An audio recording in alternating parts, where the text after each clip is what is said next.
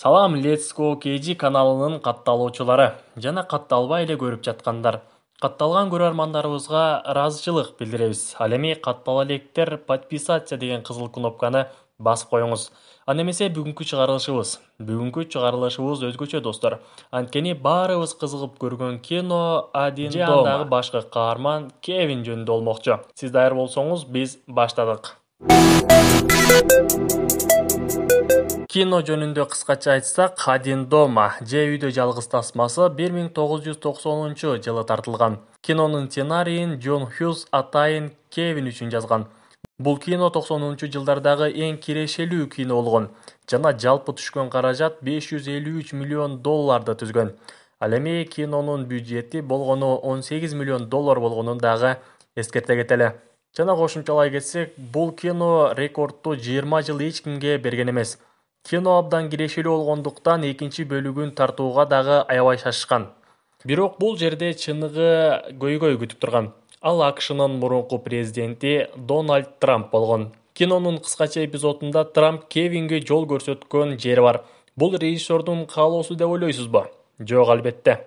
Кинонун сценарийи жазылып, отелде тартуу иштери башталганда, Трамп режиссерлорго аябай катуу талап коет. Мени да ушул киного тартасыңар, же болбосо бул отелде эч нерсе тарта албайсыңар деп.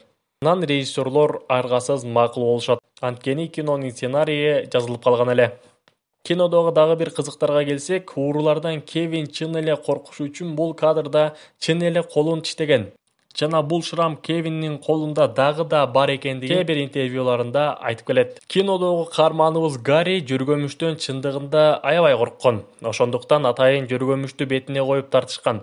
Жана өзгөчө кайталангыс кадрды алууну көздөшкөн. Жана бул кадр чындыгында кайталангыс эмоцияларды тартуулай алган десек дагы жаңылышпайбыз. Ал эми кинонун дагы бир кызыктуу жери мына ушунда. Керек болсо атактуу футболчу, учурда Ювентус клубунун мыкты чабуулчусу Роналдо да Кевинди туурап атайын рекламалык ролик тартуу үчүн тартылган.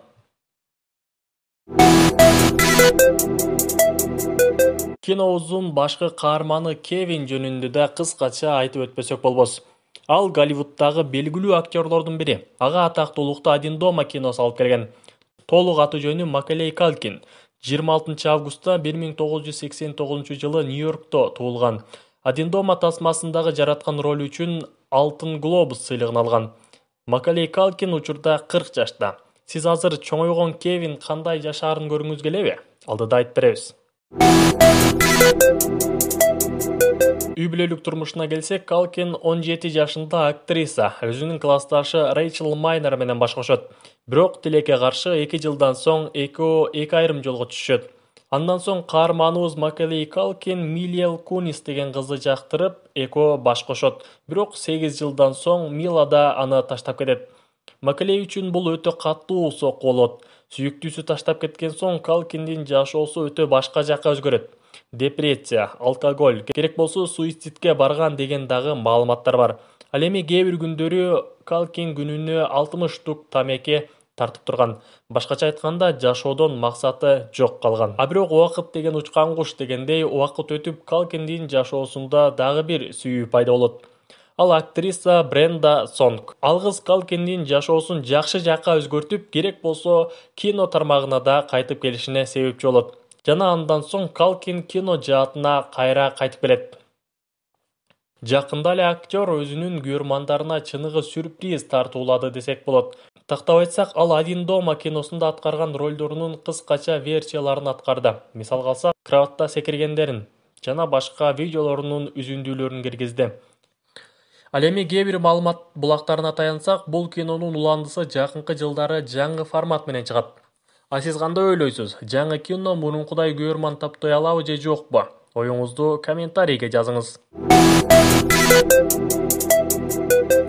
Аягына чейин көргөнүңүз үчүн ыраазычылык билдиребиз. Дагы да ушул сыяктуу видеолордун чыгышын кааласаңыз, комментарийге плюс калтырыңыз. А биз сиздер менен коштошпойбуз, кийинки чыгарылышка чейин гана деп калабыз.